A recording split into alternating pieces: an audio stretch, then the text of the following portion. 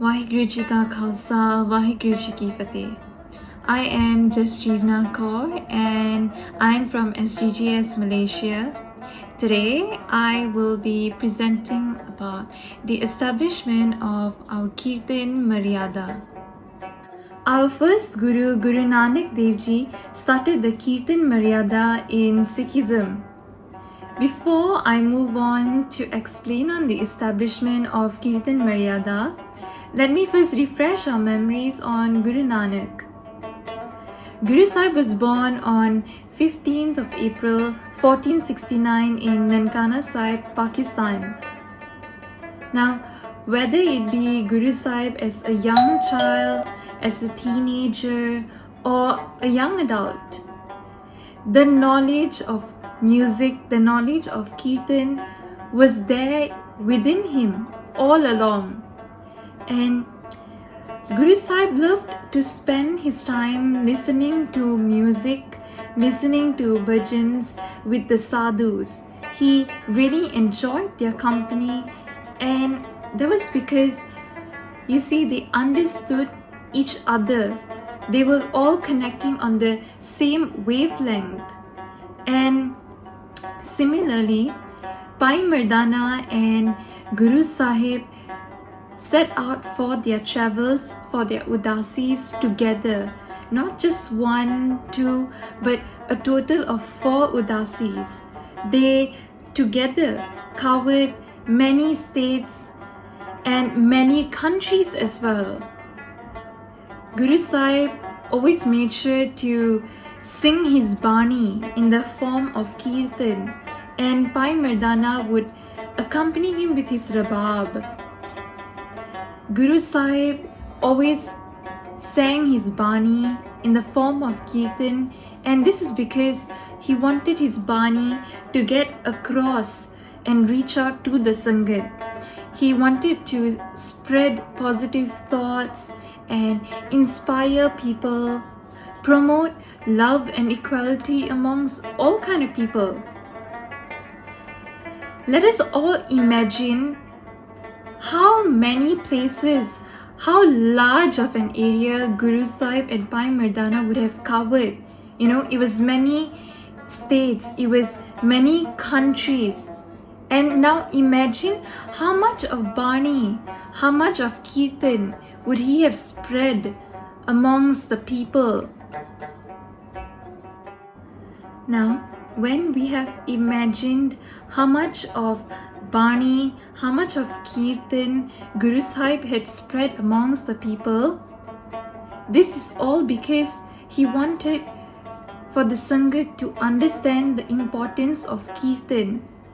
Guru Sahib never had kathas where he would sit and people would come gather around to hear the katha. All his prachars were in the form of Kirtan, and it was so soothing to hear, it was so relaxing to hear that people, they themselves would come to sit down and hear and enjoy themselves in the Sangat. Not only was it very calming, but yet Guru Sahib's Kirtan was so impactful. Now let us all recall the Sakhi about Guru Nanak and Sajan Thag. So, if we all remember, at a point during Guru Sahib's Udasi, he needed a place to stay overnight. And he found Sajan Thag's place and he put up a night there. However, Sajan Thag had developed a bad habit of stealing the valuable items from his travelers. But that night, when Guru Sahib stayed at his place, Sajan Thag was not able to steal his items. And Guru Sahib recited the very Shabad which is on the screen. Sajan sehi naal main chaldiyan naal chalin. It was so beautiful to know that by just listening to this one Shabad, how there was a huge transformation in Sajan Thak's personality. Guru Sahib's Shabad was so powerful, it was so impactful that it could melt his heart. It could make him realize how he was wrong and how he had corrected himself then. Not just this Sakhi, but there are so many other similar Sakhis with the same concept. And it shows how powerful Guru Sahib's Kirtan was. Moving on, Guru Sahib had returned from his travels and he established Kartarpur as a prime location for Gurmat Sangeet. In this little chart there on the screen, this shows how we can incorporate Bani and Kirtan in our lives every day. So in the morning, we wake up and we could recite Asa Diwar followed by Kirtan and Aarti. And similarly, in the evening, we could recite Rehras followed by Kirtan and then Sohela. Basically, this tells us how we should indulge ourselves in Kirtan throughout the whole day, every day. We must understand that the impact or the effect of Guruji's Kirtan automatically made the Sangat realize how important Kirtan was. And as I said earlier, I must emphasize, there was no parchar, there was no katha. Guru Sahib just sang Bani, and the Bani through his Kirtan was just so powerful, and the Sangat automatically was able to understand how important Bani and Kirtan was in every day of our lives. Here on the screen are some interesting facts that we should look into. So Guru Sahib has written 976 Shabads in 19 different rags, which can be found in our Sri Guru Granth Sahib Ji. Now let us imagine 19 different rags, that's many rags. And he has taught us how we can recite these different rags in different occasions, such as during the spring season we sing Rag Basant, and during a monsoon season we sing Rag Malhar. Moving on, we recite Rag Suhi for weddings. The lama that we hear are in Rag Suhi. And if there's any joyful occasions such as birthdays, anniversaries, or even Shukrana, we could sing Rag Bilaval. Now, Guru Sahib traveled to many different areas during his Udasis. So, Rag Gujri was when he was in the Gujarat region. It was for the Gujaratis.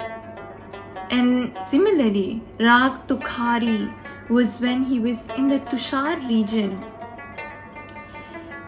Very interesting fact is that some rags are a combination of two or more rags together.